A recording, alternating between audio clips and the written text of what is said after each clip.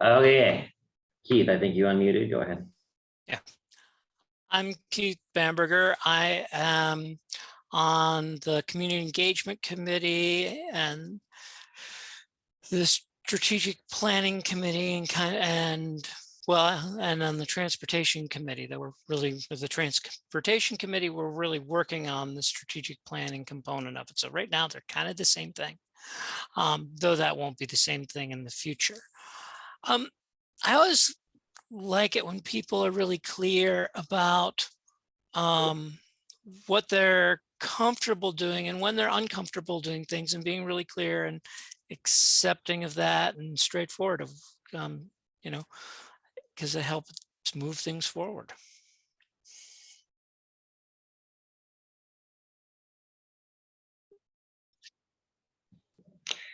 Hey, y'all. Jump in.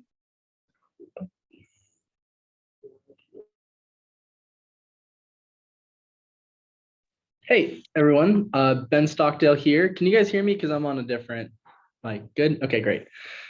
My name is Ben Stockdale, Vice Chair of the BHPCC, and also acknowledging that we're on Cherokee land. Thanks for noting that, Michelle.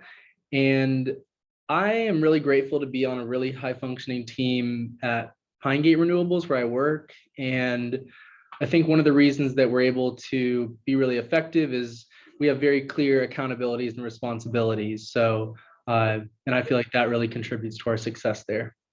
And I'm on the 100% strategic planning committee that Dave leads up. I can jump in. This is Maggie. I am not on a committee and might not do a committee, just participate at this level, just given with my council role. I don't want to take on too much just yet. But I also serve on the city's environment committee, so I think I'll be doing plenty of our work together with each other. I have two. One of my favorites about a high functioning team is being vulnerable. If we don't know, we don't know, and say it and go out on a limb. The best ideas, the furthest push didn't happen because we were safe. And so being vulnerable and stretching into those uncomfortable spots is really juicy, and I think it's really great. The other is kind of like you were saying, Ben, with accountability, but just a basic integrity. Say what you're going to do what you're going to say, follow through. And if you can't do it, don't say it. That's all right too. So that really goes a long way for me. Thanks.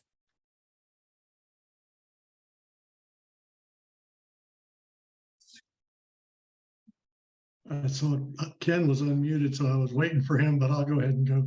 I'm Dave Erb. I'm on the transportation and the tech committees. And I'm a real fan of teams where it's kind of picking up on a theme I've heard here, where people say what they really mean. And I'm going to push back a little bit with a smile on my face on Seth's comment. There's no alternative to being yourself.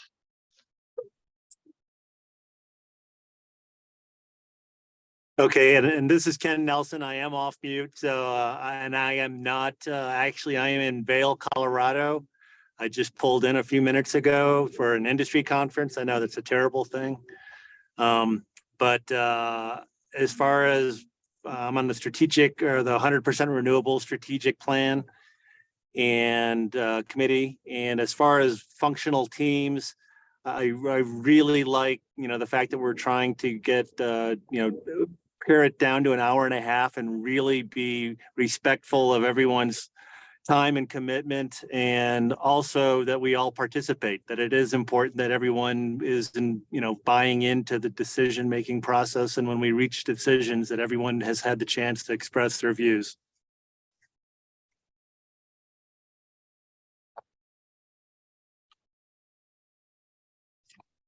I can go next, maybe. My name is Rakesh Sridhar. I'm on the transportation committee that Keith has just started a few months ago.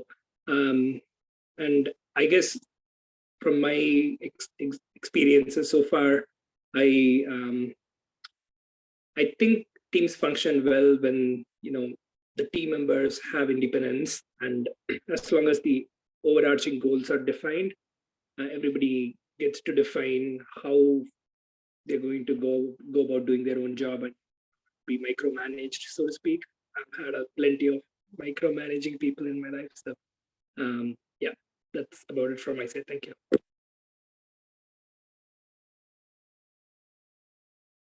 I'll jump in. I'm Jeffrey Barton, not currently on any committees, but one attribute of kind of highly functioning teams that I've been a part of is when teams adopt, it's actually a classroom philosophy, like a teaching philosophy, 3 before me, which is a student-centered approach to learning, meaning I've pursued 3 different avenues for resolving a question before bringing it before the group. And I think that it encourages some curiosity and autonomy and problem solving before, kind of like helping edit an idea and refine it before presenting to a larger group. And that's something that I've noticed and been a part of on teams that work really well together.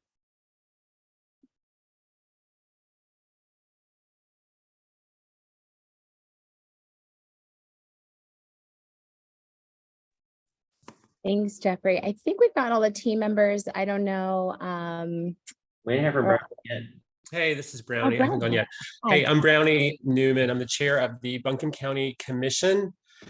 And in groups that are focused on working on some type of different, like social change type of project, I think that, I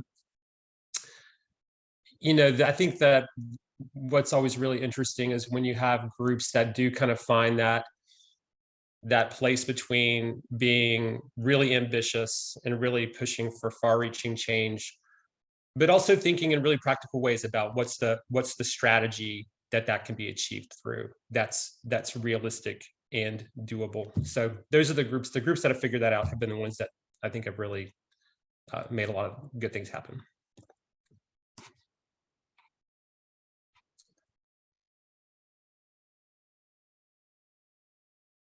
Great. Thank you everyone for sharing. I'm going to read these back and then I'm going to see if we want to agree on these as norms of operating together.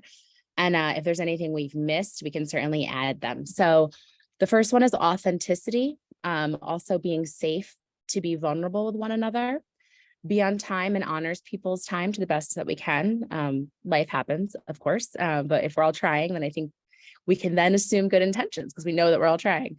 So assume good intentions is on here. I'd like to add, but acknowledge impact, because I think a lot of times we can accidentally do things that might cause harm or hurt feelings a little bit. And I think you could assume good intentions, but if something is an ouch, sometimes people go, oops, ouch. And you're like, ouch, that really bothered me. You're like, oops, I'm sorry. And that's okay, because we're assuming good intentions, but also acknowledging when maybe people make a mistake. And then we want to be accountable. We're going to say what we can do honestly, and then follow through. We're going to give teams autonomy to work in ways that work well for them to get projects done. We're going to try 3 ways of answering questions before we bring it to the group. We're going to be visionary, but also realistic about what we can accomplish. Is there anything that anyone would like to add or change to these norms?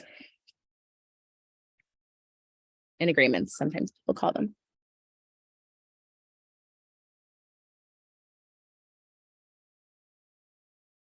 Anything missing? And staff, feel free to chime in here as well.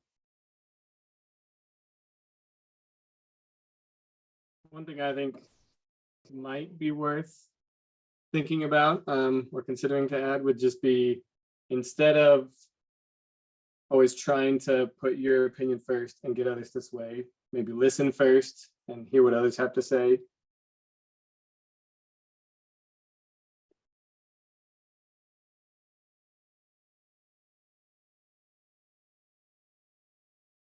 Can I add a quick point to that? Which is, my point is simple, which is make your point and step back. A lot of people, yeah, including myself, sometimes just tend to talk about it.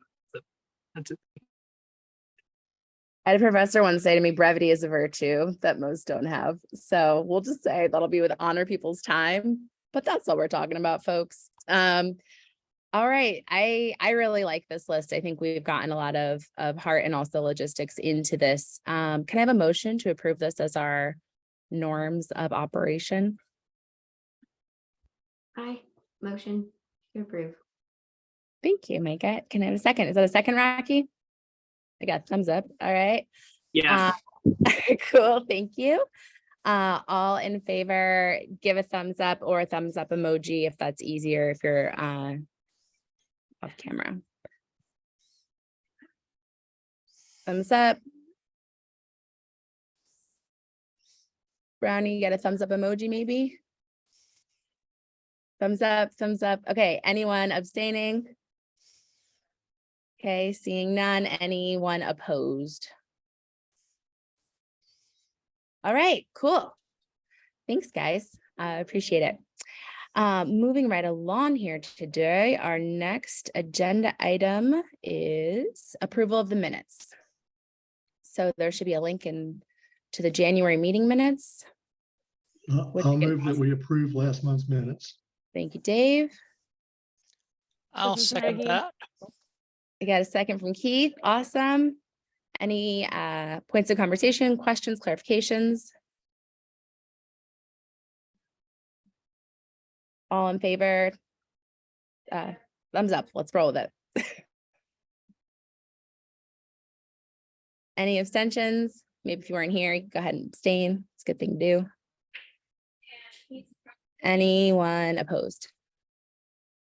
All right. Thank you. There's a caller on the call. They're muted, but if they can mute their phone with *6, then they can join in whenever they want, and I can unmute it on this side. Okay, 828, if you want to say anything, just *6. Thanks. All right, so we have some internal business. Last time we did a hearty round of introductions, and I failed to leave proper time for Jamie to introduce himself, and Summer as well, but I think Summer is on another call today. So we'll have to save Summer for another time, much anticipation there. But Jamie, I wanted you to give a chance to kind of introduce yourself in a more broad way. For you guys, for anyone that doesn't know, Jamie is really the glue that holds this thing together. He is the coordinator of the Blue Horizons project. So I wanted to give him a chance to introduce himself, but also to kind of talk about what he sees as the need for the coming year and really outline how he'd like to work with us all. And maybe he has some asks of us. I imagine he might. That's a lot. I didn't realize so much would be on my shoulders. I was just going to be like, hey, yeah, I was born in Phoenix, and then, started at the beginning, kind of a story. Yeah. But and I forgot to appoint a timekeeper. Speaking of which, will anybody serve as a timekeeper for us today?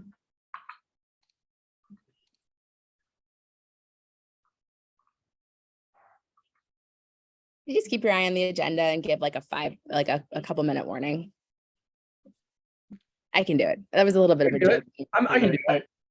Oh, who was that? Me, Ben. I can do that. Ben. Thank you, Ben. Appreciate it. Vice Chair already stepping in. Appreciate it. So just keep your eye on the agenda and maybe just chime in and say, hey, 2-minute warning when we're coming to the end of an item. Great. All right, Jamie, started in Phoenix. Yeah, you want me to talk about what my aspirations are for this year? Because there was a lot packed into the thing, everything you just said, and now I'm nervous I'm going to forget something. We talked about it in advance, and just whatever you think you want to however you'd like to use this time, but tell us a little bit about yourself first, and then there we go. However you would like to use this time. I mostly just wanted permission to share some silly photos, so hold on a second, let me share my screen.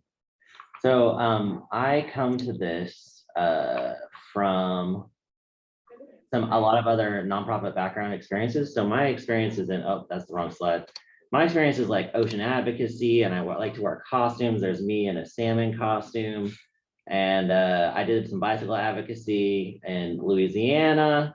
And I got a family that likes silly pictures. So there you go. That's us and our chickens in the back of a car and our dogs. You'll notice one of the dogs really liked that photo, and the other one was not interested in being in that photo at all. So, that poor beagle suffered through it. And then I also come from an education background. So I did a lot of teaching, and I'm certified to teach green professionals. So that's what I'm teaching in that class right there. And then we did a bunch of assessments of historic buildings in Louisiana. And then, so now here we are, and I am managing the ESN program. and that's the Energy Savers Network program and the Blue Horizons Project program at Greenbelt Alliance. And it's basically like, you know, two different pieces to the same pie. Like, how are we going to get to this 100% renewable goal? So the ESN piece, the Energy Savers Network piece, is about doing low income weatherization at stick built and mobile homes. And then the Blue Horizons Project is this, it's community engagement. It's listening to what the best options are for the community and from a technical perspective to make it to 100% renewables by 2042. But then it's also going out and hearing what people need. How does that fit into their lives? How does this going to impact them? So things like workforce development, things like helping folks pay their current energy bills. So going out and hearing from the community what it is they need. And that's part of this process, gathering the experts around the table to talk about the best ways to do it. And then from this conversation, going back and forth with the community to spread the word and collect more information about what they want. So as far as this committee goes, there's a lot of new blood on the committee, and I feel like there's a breath of like excitement and momentum that we're touching on right now. And so I'm super excited to like as we're dialing in the committees, I go to all of them, except for I've only been in one transportation meeting, so I need to get in that one on the next round. But really getting that energy and applying it to the problem. And we have 100% renewable energy strategic plan that's going to be finalized shortly after all y'all's hard work, but especially Dave, thank you. And so I'm really excited to have like a very strong roadmap for how we're going to do it. So my vision is continue in the spirit of collaboration to solve the hardest problem that this group is trying to solve, the 100% renewable goal. And Ben kept us honest in the last call earlier today, where he's like, it's like 2,300 megawatts of energy that we need. So how are we going to do that? So it's a lot of power, especially because we got so many mountains. So yeah. All right. 67. 57. 67. We include transportation. So it's a lot of, yeah, I don't know if I'm going to sleep tonight. That's a lot of megawatts. So let's go get some megawatts. All right, Michelle, that's it. Did I hit everything? That was a lot.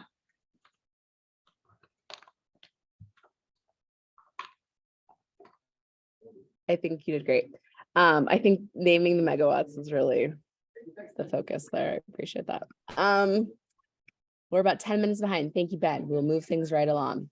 The next item is me, and it's setting the stage for the year, and I'm not prepared to do that really. I mean, so we're gonna go through this quickly. One thing I am going to highlight though is that there is a folder. There's a lot of documents that have been created by the Blue Horizons Community Council, including the strategic plan that Dave is working on. And I just want to make sure everyone has access to those documents. Has everyone kind of dug into Google Drive at all? Or has anybody dug into Google Drive at all, especially new members? So I'm going to circulate a link just to make sure everyone has access to those. I think it's really important that we look at the strategic plan as it's being drafted right now. Even if you're not serving on the committee, take a minute, just look at it. That's going to be the guiding document that's going to help us reach those megawatts. So we really need to use the talent and the pool of knowledge that we have here now while that's in draft. In addition, I wanted to just also mention that in the bylaws and the charter, there is a disclosures rule. So, if you have a financial interest in anything that happens on this council, you have to disclose it. And we can vote, actually, you can voluntarily recuse yourself. And I recommend that you do if you have a direct financial interest. Now, some of us have an indirect financial interest, like you might work for a solar company. We might be talking generally about solar. I would say that is not a direct financial interest, but you can disclose. And if we all say, you know what, actually, that seems like it might be a conflict of interest, we can actually vote to ask you to recuse your vote on any particular item. So that's just a little bit of housekeeping. You can find the writing on that in our bylaws, but I wanted to go over that particularly because we have a bunch of new folks on the committee. In previous boards that I've served on, there actually is a statement that people sign about that. And I might ask for a few people who serve on other boards and commissions, if you have a draft of something, especially if it's something that Buncombe County or Asheville is already using for commissioners, we might want to adopt something a little more formal in the way of recusals. And the reason I'm asking for this is because I don't want there to be a fear of people participating, particularly in the strategic planning process, because of their professional line of work. I really want you to contribute everything you can to this committee. So if we know succinctly where those lines are and we have it in writing, we've all signed a form saying we're going to do what we can honestly and earnestly and without our own interest in mind, then people can really feel free to contribute in any way possible right up to that line. Particularly Maggie, Brownie, Jeff, I know you serve on Jeffrey, excuse me. I know you serve on the planning committee, right? So do you guys, have you signed one of these things for Asheville already? Is there a Buncombe County one that we can just adapt for this committee? I'll comment. I'll make a couple comments. I think the county follows, there are state conflict of interest rules that apply to elected officials. So we've got some local ethics rules, but I think that the policies that define conflict of interest are actually more defined at the state level, and like all elected officials are supposed to adhere to them. And you know, and obviously there's you can get into a lot of details around them, but at a high level, like one thing to think about, like the example Michelle shared, like if we're talking about some policy that's related to solar energy, and maybe it's some policy that would tend to promote greater utilization of solar, right? Which would be obvious for a group like this to support. Simply working in the sector, like it might benefit the solar energy sector because it's promoting solar, right?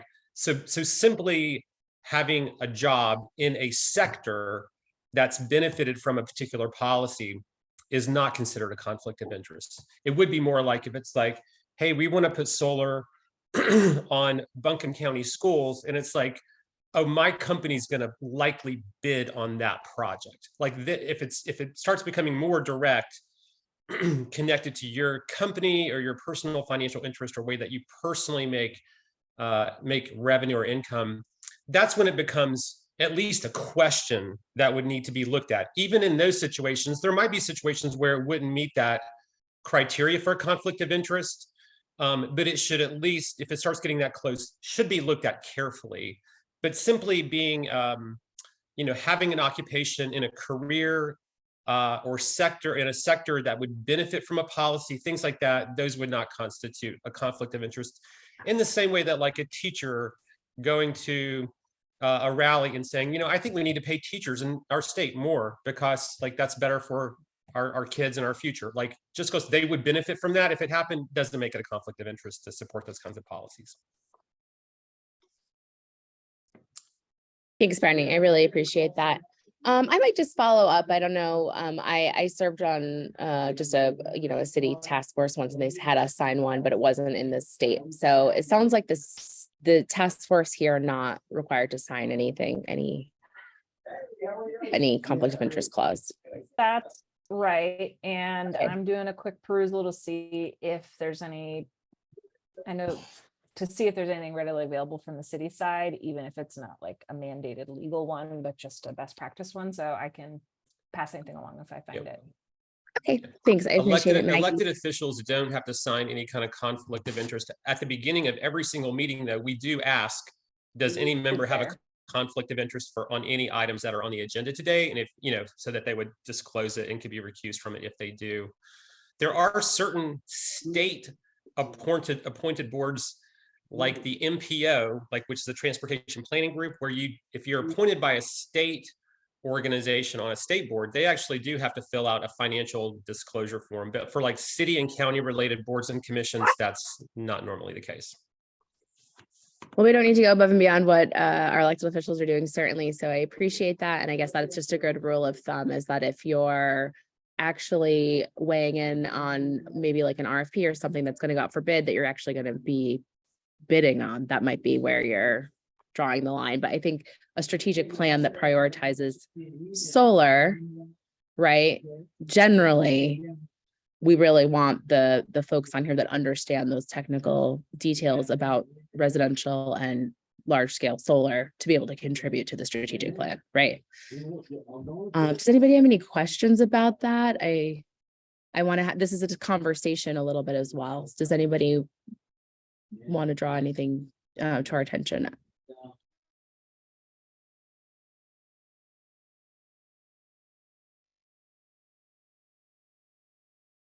Okay, thank you for that. It is coming up a little bit inside conversation, so I just wanted to have that conversation out in the open as well. Right.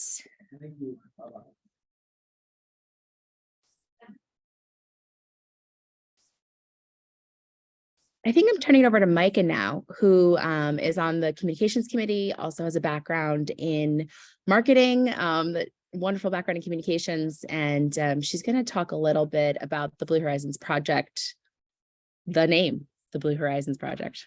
Micah. Yeah. So this is more of taking the temperature of the group before starting conversations that go in depth about branding and naming and the kind of an involved process. I'm assuming some of you on this call were involved in the initial branding process for Blue Horizons project, but wondering, we had some conversation on last call and some calls prior about the name Blue Horizons project and how it might not be as descriptive as what this group is trying to do tactically. It paints a picture of a future that we're all hoping for, Blue Horizons. But when you are on the communications and engagement committee, okay, thanks. Pokemon, very important. Thanks, buddy. Can you please close it? Thanks so much. I don't know, but sorry.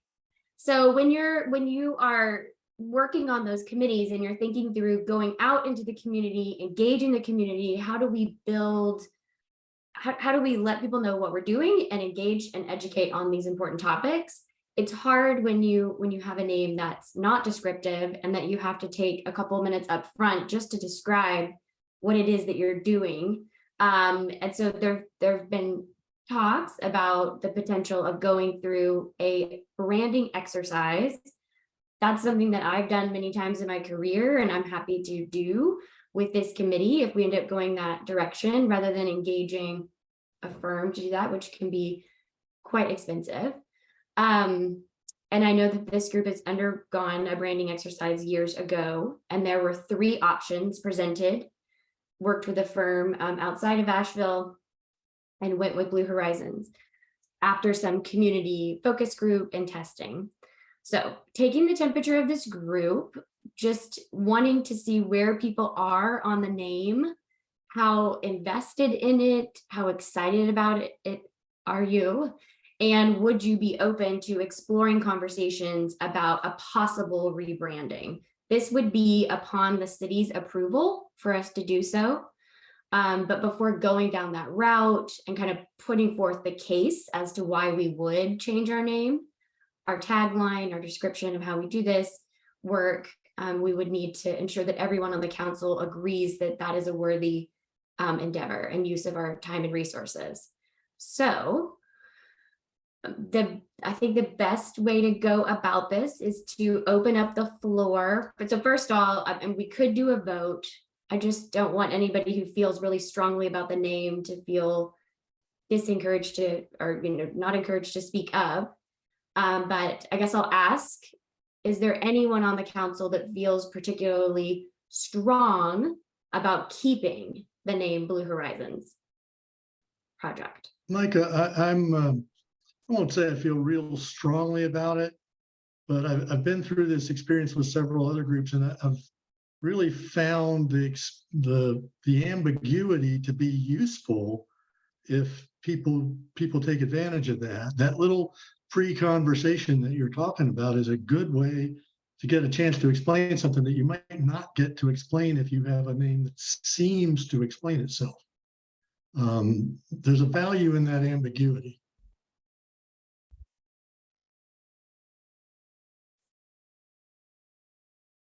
So I as a communications strategist, definitely understand the value in having the opportunity to describe what you're doing.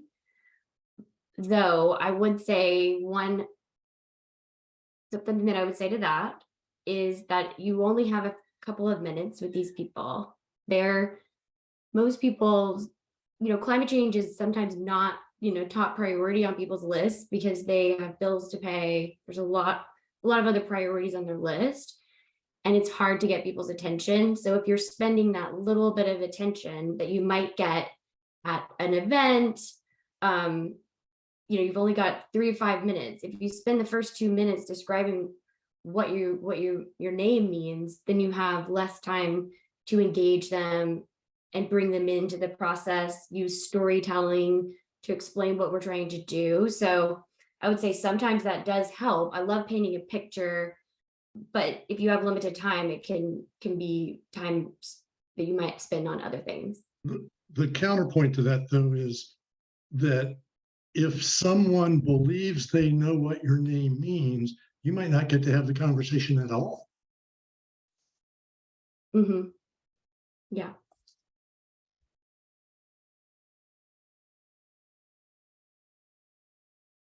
Dave, I might be a little contrary, but just to add my 2 cents, at least from what my experience is asking people about it. And they're like, I don't know what that is. Therefore, I don't want to put time and energy towards it because it doesn't resonate with me. It seems like it's not worth my time to figure it out. I just am going to put it off to the side because I don't even know what it is. So while I agree that sometimes having something sort of mysterious can draw people in, I think it also, just to put it out there, I think that it also can have that drawback where people just don't even think about it. And to add on that, I mean, people have so little time to read headlines. They very rarely click to read an article. They just see the headline and maybe the subhead and maybe the lead paragraph if you're lucky. And if you have a name that's not descriptive of what you do, it's not going to catch, they're not going to be thinking about renewable energy when they see the word Blue Horizons and we're trying to get our renewable energy goal, right? They're not going to be thinking about energy efficiency. So you're losing an opportunity to describe up front exactly what you're trying to do because they may never read past your header. And that's something that, and I can, definitely show data that provides more color on that. But in written, social media posts, even on the website, if they don't click through, then we're not going to be able to educate them. So that's one, I would say, just one argument for changing the name. Yeah, this is Ken Nelson. I just want to make a real quick point is the Blue Horizons Project has done a lot of outreach. I know in my Rotary group that they've spoken at several times. I'm sure they've been in a lot of other places. They have been public facing for quite a while. Now, granted, that doesn't mean the average citizen may not know, but the question is, then you have to go back to the people you've already introduced yourself to and reintroduce yourself. So, I mean, I don't think we're starting from a square zero here with the name. I mean, I think to some extent, the Blue Horizons Project has a name in the community. If I could, technical difficulties, my bad. If I could just jump in, my thought is I do like the move away from Blue Horizons. I agree with Dave that I think it just doesn't really indicate what we are trying to get across. My thought would be to make it as simple and straightforward as possible. So my thought would be 100% clean energy plan or 100% clean energy project, and then we would be the 100% clean energy council. And I like that only because every time someone mentions our group, they're also putting into the universe the goal, which, if the county commission or the city council mentions 100% clean energy project or 100% clean energy council, they are also indicating the goal while also indicating us.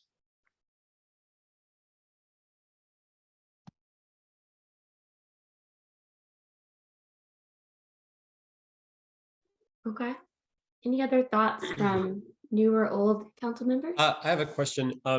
has there been some discussion among the folks who are sort of in favor of a change, what the alternative name might be? Like, is there like what Ben suggested, is like there a specific idea, or is this just like we're going to go through a process to talk about this, or where's is there an actual idea on the table, or a proposal to kind of go through a process?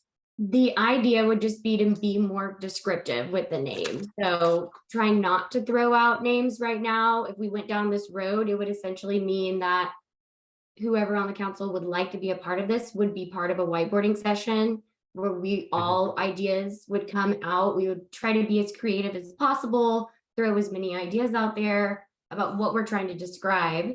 And then we would come up with some name alternatives that would then be run by the group. I can imagine that some of them would include clean energy, energy efficiency, but just something that's more descriptive. So I know Ben has some ideas, which I think is incredible. And as a branding person, I would say maybe hold on ideas until we are able to get together in a room and everybody's voice is able to be heard. And that's what would probably happen. Okay. If the name came out, more favorable to the group, then it would be accepted. Mm-hmm. Yeah, I guess my 2 cents on it would be, I mean, I think the name is okay. It's not the greatest of all time. I've heard worse. I mean, but there was it was not that long ago that there was like a whole process to come up with this name, and all of those kinds of ideas that you're talking about, all those variations of clean energy, this or renewable, like those were all discussed. I'm not saying they made the right call, but it wasn't just, picked out of the air. So, I mean, if we went through a process, maybe we would come up with a new name, and maybe the rebranding effort that would have to go through to kind of catch up to where we are now would be worth it. But honestly, I don't feel like the name has been like what's holding the group back. So I'm just not sure it's the best use of time, would be my 2 cents, compared to other places we could be putting time and energy. So my 2 cents. I'm not against it, but that's where I would land.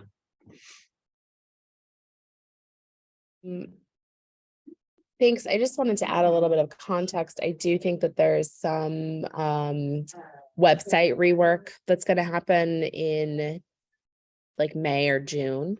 So the concept would be, if we're going to do this,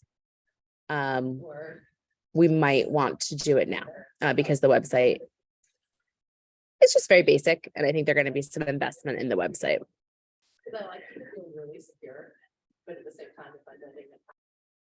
And I think the Greenbelt Alliance is going under, thinking through their communications channels and how many projects they have under, their umbrella. I'm sure Jamie can provide more context there, but they'll be thinking through how to pull everything together. And I think it's just been a little difficult because the brand itself, even the logo, the look, the feel, everything kind of is not consistent with the Green Building Alliance branding. So there's that. This is Maggie. I'll jump in. I appreciate you bringing your thoughtful expertise to the team, Micah. And I think that last point I connect to a lot, as far as I almost zoom out from the question of the Blue Horizons Community Council and into, I look away for a minute and come back to town. I'm like, wait, what do we have? What, Energy Savers Network, the Greenbelt Alliance has a new name, Blue Horizon. Like, there's a whole mess of different things that are collectively really rowing in the same direction, but you would never know. And you actually have to do homework to figure it out. And so I know that's a lot bigger of an idea than what you're suggesting here, Micah.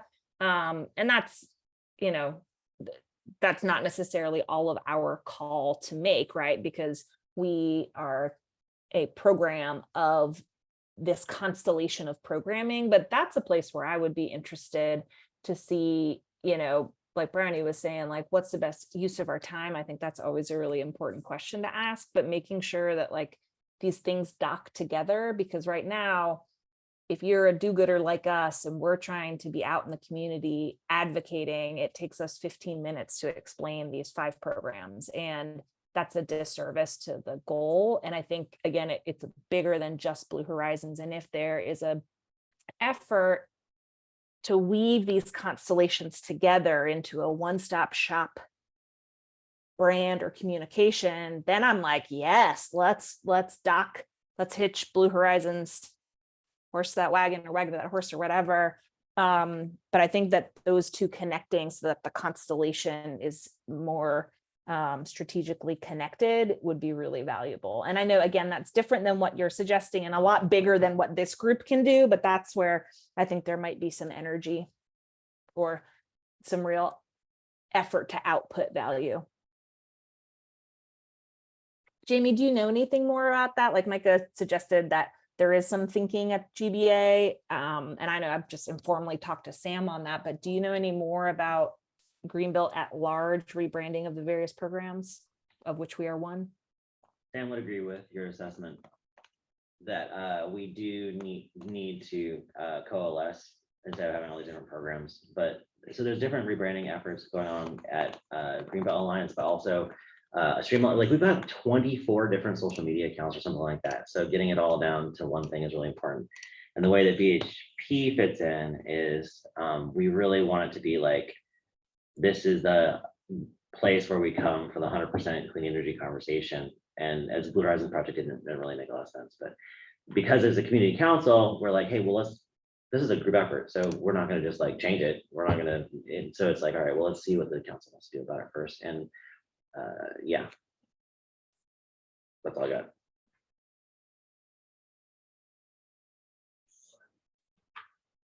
So I'm trying to think about, I hear good thoughts on both sides of the coin right now. And Micah is volunteering her time to help lead this process if we are going to engage in it. And I think we want to honor her time, and I want to make sure that we're moving forward in a way that everyone agrees with and feels comfortable with, and also doesn't take everybody a ton of time. Should we actually just call a vote on whether we keep the name or work on rebranding the name so that you feel like you have the buy-in you need? Or do we want to do you feel like you've gotten what you need, Micah, now? I don't. I feel like seems pretty 50-50. And it does seem like some people feel like the name is working. So I think it would be nice to take a vote. Maybe if it's not binding, just to get a sense of yay or nay. So we kind of know from the council, but I think we need to do a little bit more digging before we would engage on a branding exercise. Also, to Brownie's point, that was already done. So we would definitely want to look at those materials first and those two alternative names to make sure that we weren't completely reinventing the wheel. So Brownie, just so you know, that would have been part of the branding process. I would just be doing this with you all on the side, and I have a business that I do this. So I would definitely not want to reinvent the wheel here. But I do think from a communications perspective, and having done this for 20 years, if you don't, and I have been through naming for projects, naming for organizations, and naming for big programs, hundreds of people deep. And if you don't have a name that describes what you do, it's a major disservice to your organization, because you spend so much time describing what you're doing. And then to Maggie's point, how you fit into the bigger picture, when all of that could be eliminated by being more straightforward and more user-friendly, like use words that people care about. So, but yes, a vote would be good. Well, I wonder if we could get some more information before like a vote per se, and ask Jamie to invite whoever's really leading up Greenbelt Alliance's thinking and work plan towards whatever y'all are doing. If you're updating the website, of which we're housed in, whatever you're thinking on branding, so that we just have that information of what resources, what plan you have there, so that at least in concert with us considering a rebrand for this, we can see some more of those puzzle pieces, especially if there's resources or kind of a work plan already, to see if there's complementing or just to understand that puzzle piece feels really big to me. Like, say y'all are going to put a ton of effort and elbow grease into this, then like maybe we couple in there. Because what I would worry about is, one, if we move forward and a lot of people in this group weren't ready to make that decision to move forward, Two, I'd worry that we go in one direction and Greenbelt goes another, and then we have really incompatible end results, which kind of leaves us in a similar place of not getting the most out of our communication tools. Jamie, can you speak to that at all right now, or is that something you need to kind of think about and come back to at a future meeting? Who were you asking that question to? Me? Mm-hmm. Yeah, so it's an ongoing conversation at the organization right now. I don't have anything meaningful to add to this at this point, except for that there's an openness to it here. So it's not like, no, we can't change anything. It's like, okay, let's see what happens. Like, let's see how this stuff fits together better so that we can more clearly tell the story of Greenbelt and the programs. But I mean, to the point earlier, I think it was Maggie, you better like dig into it. You know, it's like hard to figure out that it's all kind of the same. We're all rowing in the same direction because they're all so desperate. That's the general feeling over here. Okay, so I like to, the vote with your fingers things, and Jamie had suggested that as well. So rather than a formal vote, I was wondering if we just wanted to do a temperature check about people. 5 is like, yeah, change that name. 4 is like, we could, yeah, probably change that name, but 3 is neutral. 2 is like, I'd prefer not. 1 is like, actually just keep it how it is. Let's move on. Everybody. So 1 is doesn't want to go through the process, and 5 is like, yeah, that's got to change. Can we do that? Not as a vote, but as a temperature check. Just doing council members? Yeah, I don't think other folks get a vote. Okay. I see a 3, a 3, a 3. Ben, what do you got? Ben's got a 5. I've got a 5. Clary's a 4. Seth is at a 4 or 5? 4. Ken says, keep it how it is and move on. And Rocky's a 3. So I think Maggie's a 3, Mike is a 4. And I'm a 1, Michelle.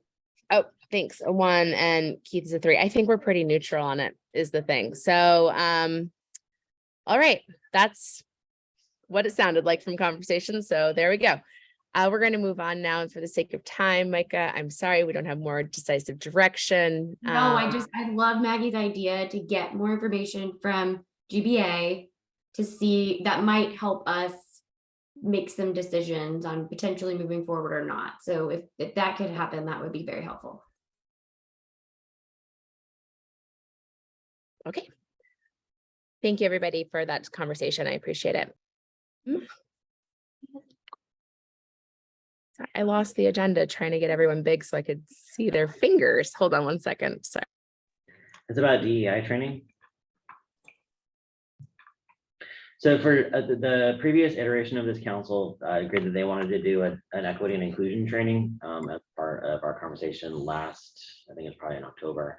But since we have so many new folks, we wanted to bring it up again. And I was talking about it with Ben, and he had some folks in mind who could do it. And then as far as the cost goes, there is some money in the budget to do this kind of thing from the city and the county. So the GBA could pay for a training for this group if we wanted to do it. Ben? Stop unmuting myself. More to come, but I was thinking that the Racial Justice Coalition in the community could be a really great group to facilitate that for us. Certainly, if we had money to use for this, we'd want it to stay in the community. So that would be a really good option there. I'll try to work with Jamie and put together a little bit more for you. Perhaps at the next meeting, we can make a decision about who we'd like to facilitate that. And maybe I can do some preemptive outreach to some groups to see who might be interested. And just a side note, I have started joining the RJC meetings that are monthly. So I'm getting plugged in with them. And I just sent an initial email to bring to their attention the Energy Savers Network and Neighbor to Neighbor, and trying to get them more involved in our work as well, as we really want to stress the equity work being done with this council.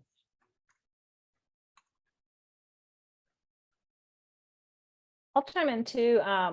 I didn't know that the RJC does training, so that would be a really cool community capacity if they are doing that. I can also send links around for some real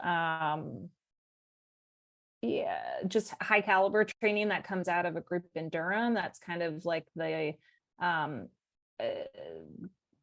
it's just a very well respected and wide ranging set of trainings that they're really well known for, and that's very much like in their missions, like their nonprofit purpose.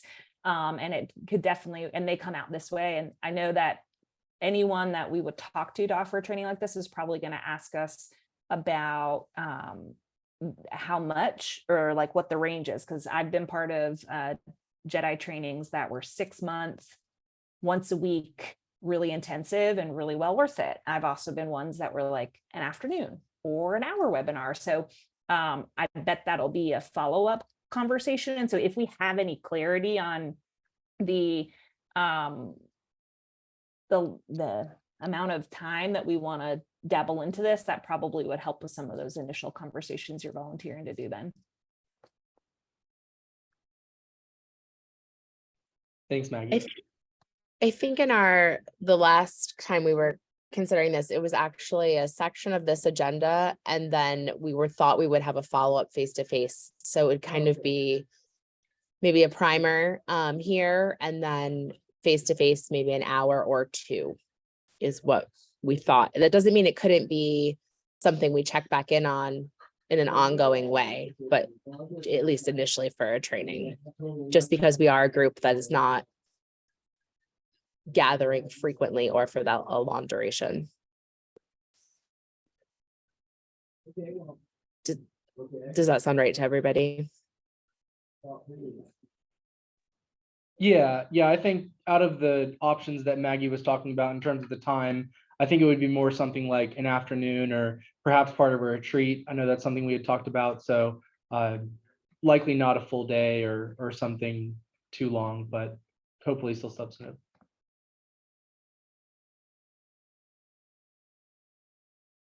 Okay, thank you. I'm excited about that training. I want to turn it over to Jeremiah from the county. We did kind of promise him a time certain agenda items. So we'll come back to the concept of a policy committee, and Keith has a letter he'd like us to support. But Jeremiah, if you'd like to, we could turn it over to you now, because I know you have some time constraints. I apologize. I hate just jumping in and like speed reading through this stuff, but I do have a hard stop at 4:15, so I want to take my bullet points and figure out how to make them even shorter bullet points now for you all. But yeah, so thanks for the opportunity to be here today. There's a couple of you, no, most of you, but there's a few of you I haven't met before. I'm Jeremiah Leroy, I'm the Sustainability Director for Buncombe County. Great to see some new faces here. It's very exciting. And some faces that are technically new, but I've known you for a long time. So it's wonderful to see you and be here today. I was asked to give an update on just things that the county are doing, projects that we're involved in. And so I'm going to blow through some of these and hopefully give at least a little bit of time for questions that anybody might have. So first of all, the very best thing that I've got going on in my life here at the county is that I hired that wonderful lady you see on the screen named Jackie Hempstead. So that doubled my staff capacity. She's been absolutely amazing. She joined us in September, and super grateful to have her. And we're gonna rock out some amazing stuff over the next few years. It's gonna be awesome. So when it comes to a lot of the work that the county is doing, we start with like policy in a lot of places and let that policy sort of drive the action. So obviously, you guys know we have some pretty aggressive goals in terms of our renewable energy, 100% for the county and the community, et cetera. We also set some policy internally, things in terms of like sustainable fleet resolutions, high performance building resolutions, and even fairly recently, solar on schools resolution, right? Things that are helping sort of drive the actual projects into action. So I want to go through some of the things that the county is doing. Trying to slow down my speech. I can feel myself just really going through this. So to talk about some of the things, each of those individually. Sustainable fleet, our sustainable fleet policy sort of pushes us in the direction of zero emission vehicles. That's the goal. When a new request comes in for either a replacement or a new vehicle, we start at zero emission and we work our way down in terms of what's either going to meet the business need or what's available on the market sometimes.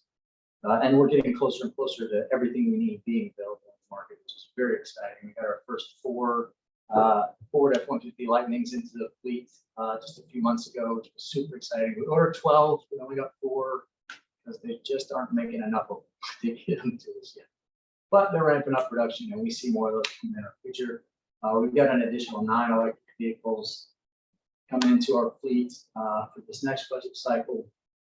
And obviously, along with that, myself and Jackie are developing a long-term sort of infrastructure strategy for EV adoption in terms of, obviously we're going to buy these vehicles, you have to check. On-site renewable. You all have, most of you know, we've got a ton of solar projects going forward. We have a total of 47 right now, 47 solar projects going on all over Buncombe County in various stages of development. Some of them are completely finished, they're online and they're rolling. Some of them are 95% complete, and we're waiting on Duke to swap the meter out and we're good to go. And then we got some that are really just starting the interconnection process that we just recently put out. The way those kind of break down, it's about 7 megawatts of capacity total. 16 county facilities, about 7 of the community college facilities, AV Tech facilities, most of the Victoria Road campus, about 8 city schools, another 14 or so Buncombe County schools. So lots of solar projects going on everywhere. And of course, you guys, most of you at least, have heard of the Woodfin Solar Project. It's a 5 megawatt solar farm that's been in the works for almost 4 years now. And it's finally there.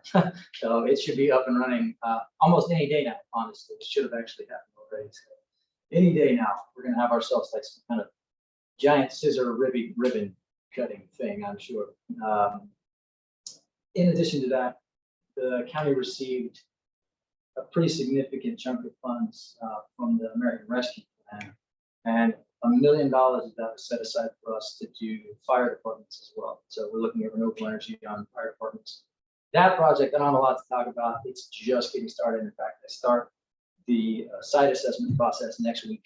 So we're looking at probably anywhere from 10 to 12 fire departments that are interested, ready to roll. But that project is several months down the line. It's the assessment process, interconnection, all other things that go along. But it's pretty exciting. The other thing that we're sort of nearing completion on, that again, because it's not complete, I don't want to give you like a ton of details on, but we're also in the final stages of completing an electrification and storage study on our facilities as well. So obviously renewables are great, and that's the direction we really want to head. The next big goal for us is going to be decarbonization of our facilities as well. So we're looking at how do we electrify and how do we couple what we're already doing with potentially adding storage as well. So that project is kind of in its last final stage, and we're going to have sort of a final report hopefully in the next month or two that we'll present to our energy and environment subcommittee. And then last but not least, of course, obviously you guys know the county funds Green Growth Alliance and Energy Savers Network, and et cetera. And so, we partner with the city to help fund those as well. I think those are all the projects I have off the top of my head. I think I've got another 5 minutes that I can hang out and answer any questions. Got through them quick, so I'm happy to stick around for a few more minutes and answer any questions. I'm sure I forgot something too, to be totally honest.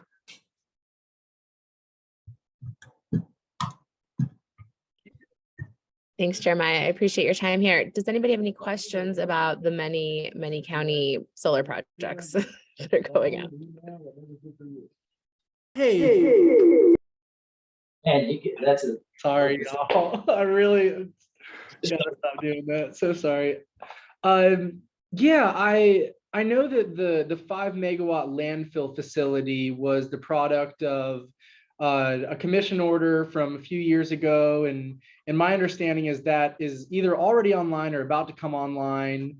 I'm also curious. I haven't been able to see the actual commission order, but I think I saw that Duke filed for a CPCN for 9.5 megawatts somewhere in the Asheville area as part of that 15 megawatt commitment that they had from that commission order. Is there anything you can elaborate on that? So my understanding is that's at the Lake Julian site. So that's actually going to be where the power plant is. So I don't know if that's what you're looking for, but they are building on-site solar at the power plant. So, and the last I heard, that project has like incrementally gotten bigger over time. It was originally like, oh, it's going to be 4 megawatts, but I believe that it's about a 9 megawatt system. So that's probably what you're seeing. But yeah, and you're right. That's absolutely right about the Woodfin site. Online any day now. Got you. Okay. And they also owe us 5 megawatts of storage. So we'll see. Yeah. Good. Brad, I see your hand up. Right. You don't have to raise your hand. Yeah, just a clarification. And actually, I've got a little assignment to write up the current status of initiatives for the strategic plan. So anything you can send me on the current status of your initiatives would be great. But does that 5 megawatts at Woodfin, is that included in the 7, or is that in it on top of the 7? That would be 12 in total in terms of. And does the 7 combined? It would be 12. The 7 megawatts is on-site, like rooftop systems. And does that include the city facilities as well? Those don't count towards any of the goals that we have. Obviously, they technically sort of count towards the community goal. Or that funded by the county, or I'm only counting projects that are our project county. What and schools or Yeah. Schools are you, and what about AV Tech? Is there some that's yours too? Okay. So the city's extra. The city is extra. That is correct. Yeah. Okay.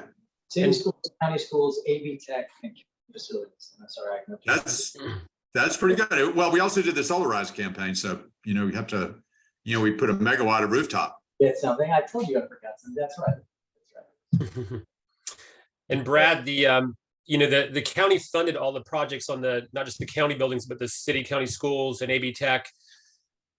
Kind of to my amazement, actually. But everyone kind of bought into the rationale that the county's already in the business of providing funding for those organizations, and part of that funding goes to pay their utility bills. So if we're already paying their utility bills, why not invest in solar instead of just paying the money to Duke? So for those reasons, the county got behind the idea of funding all those public school projects. So one final follow-up question is, have you, for projects that are now going forward from January 1, have we figured out how to get the IRA credits? How does that work for non-taxpaying entities? We do not have Treasury guidance on exactly how to apply for that funding yet, but we know that almost certainly all of the projects beyond a certain date, once they go in service, will qualify. And you can be sure, once guidance is issued on how to get that money, I'm going to go after that money. So there's no doubt that we're going to go after that. And then it's difficult to know, again, once they give us the specifics on what qualifies, what the timelines are. And I would imagine, based on what I've read so far, almost everything we've done up to this point will easily qualify, because it's all under a megawatt, which means it doesn't have like the prevailing wage clauses and all of these things. We should see a significant amount. I mean, it's, again, I don't want to get too detailed about that yet, because again, we're still waiting on some guidance from the Treasury on how exactly to take effect. But you can bet we're keeping our eyes on it. Thanks, Jeremy. Real quick, I just want to ask, besides solar, is there anything else going on, say, with microgrids? Or I know there's been a lot of interest in this group with ground source heating and cooling, or are there other projects that maybe besides solar that the county's working on? So again, I don't want to get into too many details because the reports, the study is not entirely finished yet. We are doing an electrification and storage study as well for all of these facilities. So we're looking at, how do we incorporate potentially energy storage in addition to some of the solar projects we're doing. We don't have our first battery project yet. That's on my list, pretty high on my priority list of sort of our next big steps. Because, you know, admittedly, we're going to run out of roofs eventually. Solar is great. We're going to continue to do it. But yeah, it's on the list, and we're working with a local engineering firm and have been for several months to identify those opportunities. And then, you know, once we do that, it would be, you know, a process for us to submit this report, talk to our environmental subcommittee about it, determine what our priorities are for our next group of projects. Oh, it's my fault too. And then, you know, start making those capital requests for those projects too. So. Okay. I know you got to run, Jeremiah. Something that came up for me while you were talking is that we were talking about rebranding for the Blue Horizons project, but when you're talking about a ribbon cutting for some of these huge facilities, that is a headline that it could be beneficial to our goals as well. So there's maybe an opportunity just for like messaging and marketing toolkit that we're sharing as a BHP county and city that all reflects back to the 100% goal. So that's something short of rebranding that we could probably whip up. So anyway, just wanted to throw that out there while we had you. And I love it. I love it. I Well, think it's a great idea. And you know, when it comes to these big community projects, let's all take credit and all celebrate. You know, I think it's terrific. So we'll certainly keep this group up to speed with, you know, any of those events as they get planned. We've been sort of kind of back and forth with Duke and our PR team and their PR team and trying to sort of figure all that stuff out. And then they decided we got to put up a new fence, and then everything got delayed. It's been one thing after another. But it's gonna happen soon. We'll keep you guys up to speed. I think that's a terrific idea.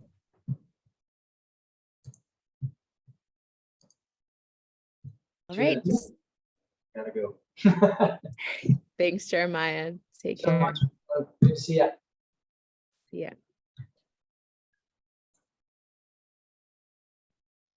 We have a couple items on the agenda that fall under something called a creation of a policy task force. And I want to kind of table that just because we are running a little bit behind and give Keith the table or microphone, whatever you want, in order to talk about something that is on a tight deadline, which is the Safe Pathways to School support letter I think you're asking for. Keith, are you in a good place to explain that to the group?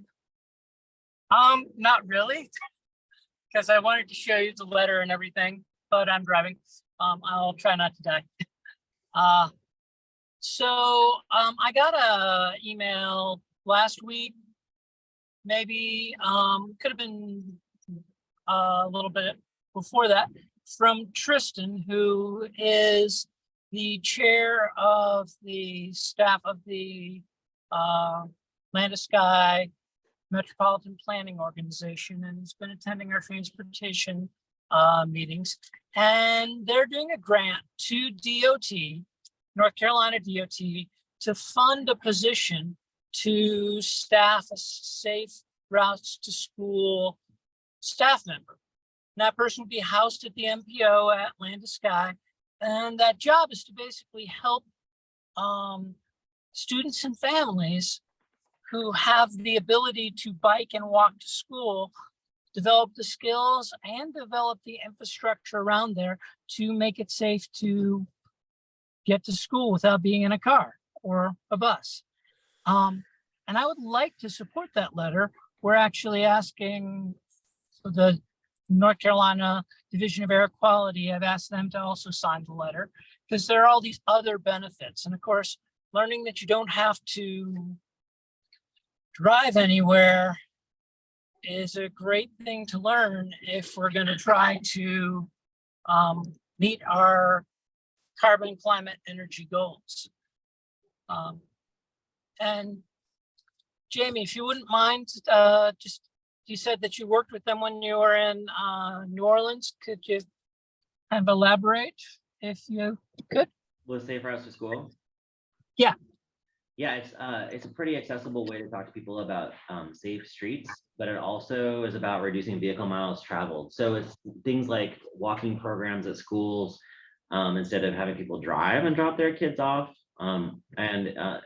There's like different events and like activities that PTOs can sign up for, and it's all funded through transportation dollars. So it's a really accessible way to talk to people about not driving so much. So what do you need from us today, Keith? You want us to support this in concept, and then you and Jamie are going to take the lead on drafting a letter? There's already a letter drafted and we're just adding our name to it. So they gave us a draft letter, which had 3 spots where we could add our name. I think we'd add maybe a sentence or 2, and sharing it with Tristan by Monday to support the Safe Routes to Schools grant proposal. So yeah, I guess what I'd really like for the ease of economy and everything is for the council to approve sending a letter of support. I move that we approve the letter. I second. It just seems like a total no-brainer. So Yeah, it let's sounds just do it. All in favor, please say aye, or Aye. raise your hand if you are unable to speak, or if you are. You can also put it in the chat. There's a couple people with their video off. Any opposed? Any abstentions? Okay, great. We support Safe Routes to Schools. All right, good. Thank you. Thank you. The next item under the policy task force subcommittee, though there is no policy task force, which we're going to remedy, but not today, is engaging. I actually have Keith up for this one as well, but it says Keith or staff. Jamie, do you want to take the lead on engaging the county's master plan process? Or Keith, are you able to describe that? Or Brownie, maybe you want to take that. I mean, I could just we're doing a new comprehensive plan for the county, and we're taking lots of public comments. So, there's definitely an opportunity, as we've talked about in some of the earlier meetings, for having input on it. I think there's going to be a lot of good stuff in there around, our clean energy goals and things like that.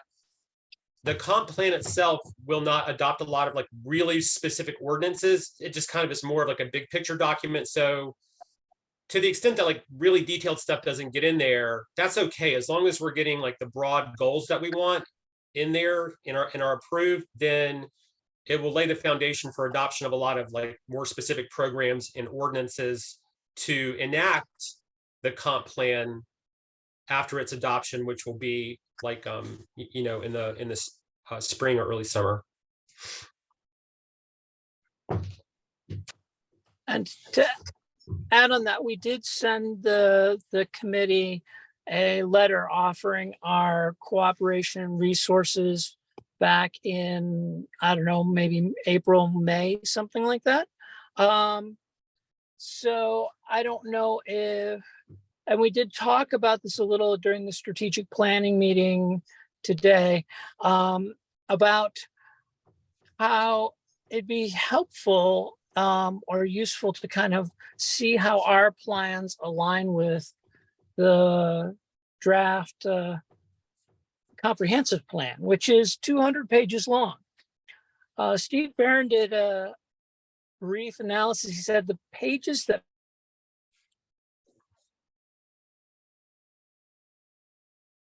most resonate with those are, I think, are 198 and 199 or something like that. Or if somebody, Dave, do you remember what those pages were? 189 and 190. Okay, thank you.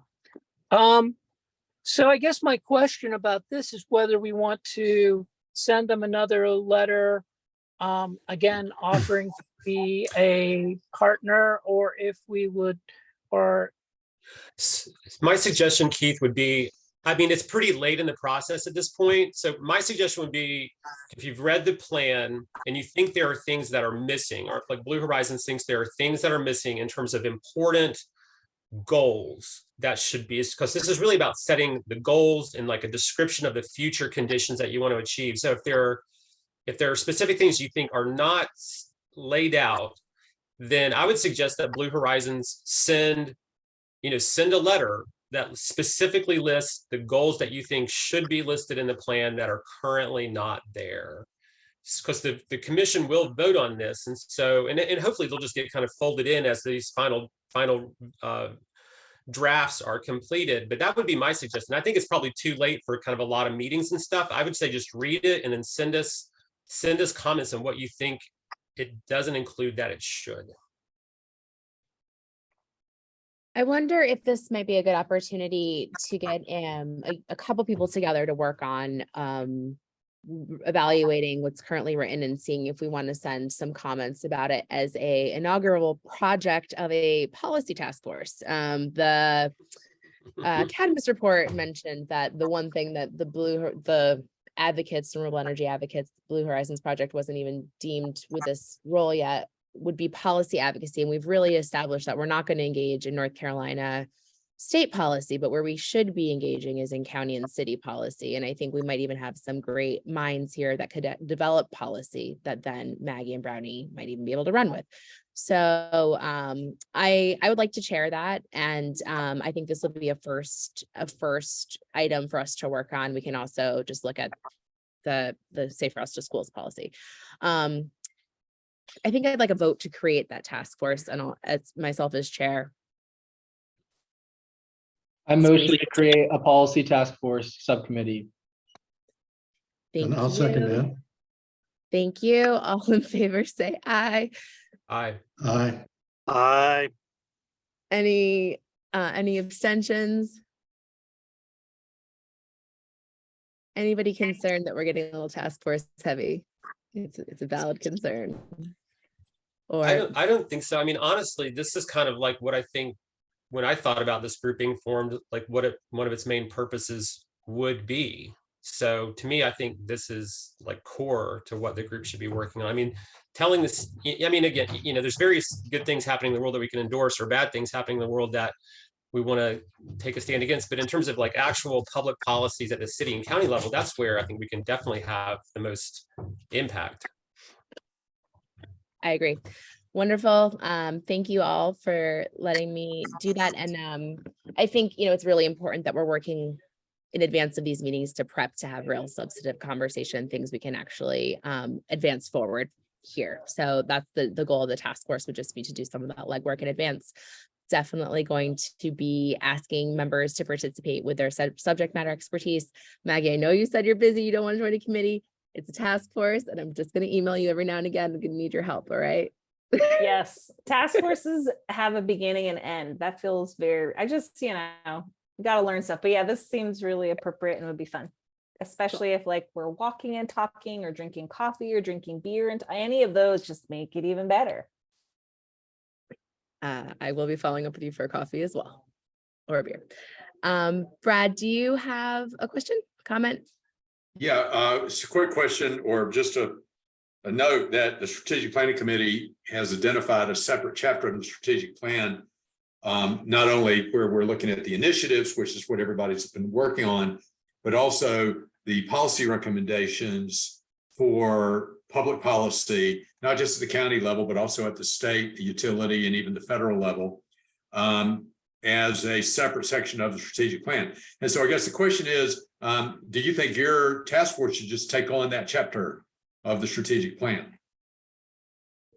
Follow up with you and Dave offline. I'm thinking county and city policies, but everything should be in concert. So we shall follow up. Okay. All right, so we have very little time for standing committee reports. So I guess what I want to have a habit of having these reports be really valuable, and maybe we could even do every other meeting for each report and give it a little more meat. Hallelujah. That's a great idea, Steph. Stop it. So I'm going to go down. I'm just going to ask if there's something you really want to, you have to report is really the question. So feel free not to repeat anything you said at the last meeting. That's important, unless you're really asking for feedback. So David Gordon, please let us know if you have anything to report on the Strategic Planning Committee. Yes, but I'll keep it very, very brief. we've got tons of progress thanks to tireless efforts of all the folks who put stuff in there on the analysis templates for the initiatives. There's still some holes, so Brownie, if you're there and you could help on photovoltaics, that would be great. But there's some other holes as well, so if folks have a few minutes to spare, it'd be great if folks could just take a look at that. Because there's still a lot of work to do. The other thing is, our new meeting day and time is going to be the third Monday of the month from 4 to 5:30. So just to put that on everyone's radar, that's what we're going to be. That's when we're going to be meeting moving forward. And then kind of the last big fun piece is that we have Jay Hackett, who's going to be joining us to do some equity review. But I'm going to maybe pass that one to Jamie if you can just say a sentence or two about it as well. Rotary Club gave us a grant to do the review of the 100% strategic plan from an equity lens, and we hired Jay Hackett to do it. He's accepted the contract, and he was in the meeting today, which is exciting.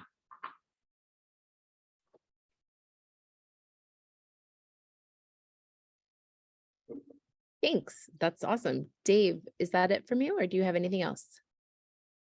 That can be it for now. Thanks. I didn't mean to rush you. Sorry. It's all good. Technology subcommittee. The technology subcommittee has been meeting and going through pieces of the strategic plan. And it's been really helpful to have Dave on those calls and then also actually doing the real work of the technical advising. That's all I got. Wonderful.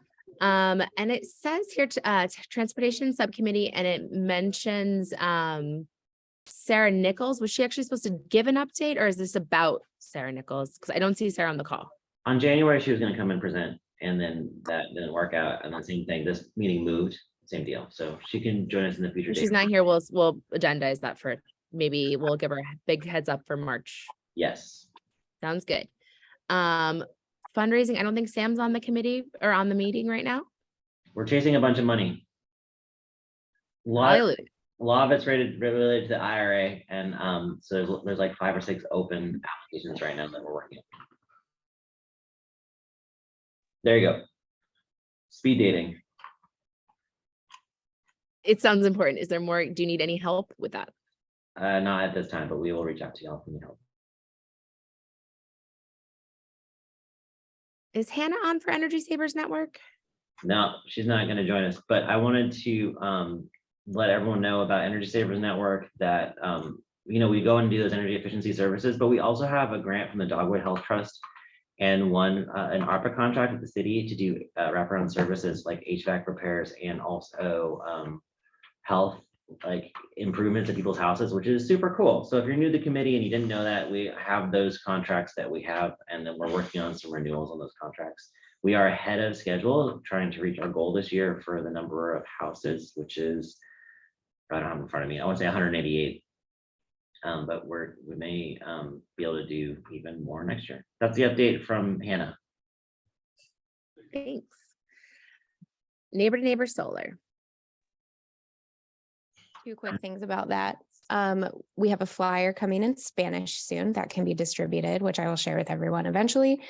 We also got some extra money from the county, so we can use that until June to hopefully do more installs than originally planned over the next 2 years. So that's the major update. Wonderful. Summer, and is there anything we can do to help you generate leads, or are you guys doing well? We could certainly use some, just, if you see someone like Ben, I think I mentioned his neighbor. So just those organic leads would be good. We have some leads from ESN, but it has been hard to find the correct roof situation. I'm getting some phone calls from people that are seeing us online. So if you could also just share it, that would be really helpful too. Nice. Home energy chats. We take a pass. All right.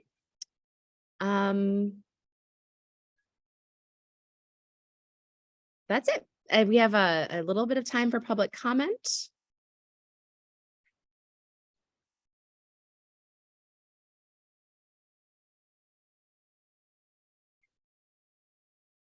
seeing none, I think we are ready to adjourn. 5 minutes late. Sorry about that. Oh, Dave, did you have a comment? Oh, sorry. I should actually ask. I'm sorry. I did not send out this agenda in advance to get people's input. So definitely look for the next agenda. I really want everyone to feel free to bring items here. So you will have a chance to weigh in on the next agenda in advance. And Ben, I think you have a pretty important policy update, but is that something that can wait 1 month, or you think it's important that people hear about it now?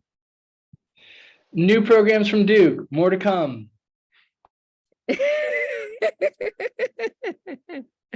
So we'll put that on the agenda for the next meeting. And I'm sorry, I couldn't get unmuted. May I ask just one quick question? This is Rick Clemenzi. Sure. I didn't hear this from Jeremiah, but does the county yet have a policy at least to only do electrification upgrades? Forget geothermal. Just are we not installing more gas systems at this point, or is that just not yet set? I thought Brownie might know. I can't. That's a good question, Rick. I don't know if we actually have an official policy to be all electric on like new county construction, but I know that like we're building one new building right now and it is all electric. So, I mean, I think that's the reality. I don't know if we actually have a policy underpinning that, but that is the practice that we're following. Right. It's the upgrades or the issue. So anyway, that's just something maybe next time Jeremiah's around, let's please look at that, because we're just seeing engineers continue to spec package rooftop gas systems, and it's just kind of everybody's got to get on the same page. Well, Jackie's here and Brownie's here, so that's been heard. And I think it's an important comment. Thank you. Yeah, good question. Great question.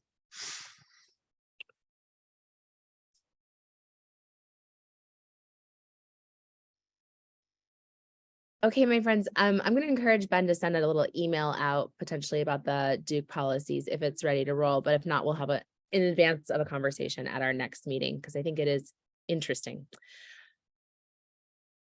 All right, we'll see you the first Wednesday of the month at 3 p.m. going forward.